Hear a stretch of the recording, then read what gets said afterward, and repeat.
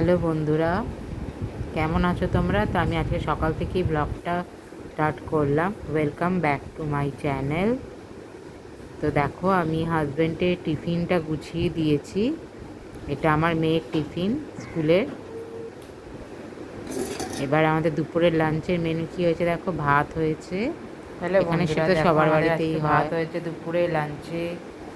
আর হয়েছে তোমার এখানে, এটা হচ্ছে কুমড়োর ভর্তা, পেঁয়াজ পেঁয়াজ ভাজা আর তোমার রসুন বাটা, কাঁচা লঙ্কা দিয়ে পুরো মাখা, যেরকম তোমরা আলু ভাতে মাখো ঠিক সেরকমভাবে এটা মাখবে। খেতে খুব ভালো লাগে। রসুন বাটা দিতে হয় একটু, রসুন বাটার পেঁয়াজ কোচানো দিয়ে ওটাতে কুমড়োটাকে আগে সেদ্ধ করে নেবে, করে নিয়ে তারপরে ওইগুলো দিয়ে তারপরে মাখবে। খুব ভালো লাগে, আর কিছু যেন মাছ মাংস লাগে না, এত ভালো খেতে এটা কুমড়োর ভর্তাটা। যাই হোক, আর এখানে আছে একটা বেগুন ভাজা, আর আছে এখানে ভেন্ডি,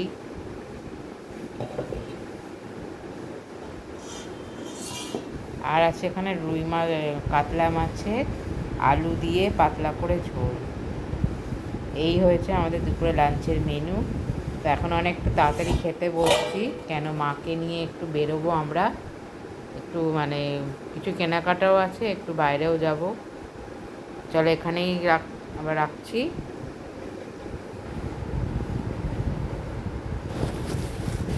দেখো, আমরা বেরিয়ে পড়েছি, আমি আর মা রিক্সাতে উঠে পড়েছি। যাচ্ছি একটু আমার বাপের বাড়িতে, তারপরেই একটু কেনাকাটা কিছু আছে সেইগুলো করব।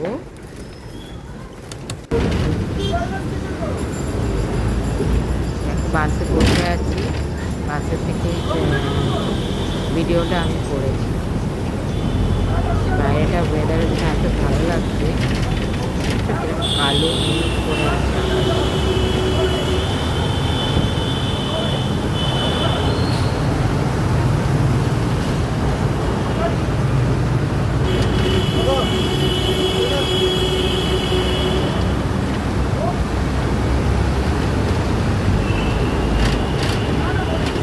সুন্দর লাগছে না বাইরেটা?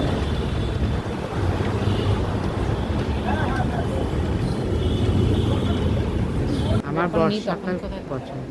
দেখো, আমরা একটা এতে খেতে এসেছি। দেখো, এই রেস্টুরেন্টের অ্যাম্বিয়েন্সটা দেখিয়ে দিই।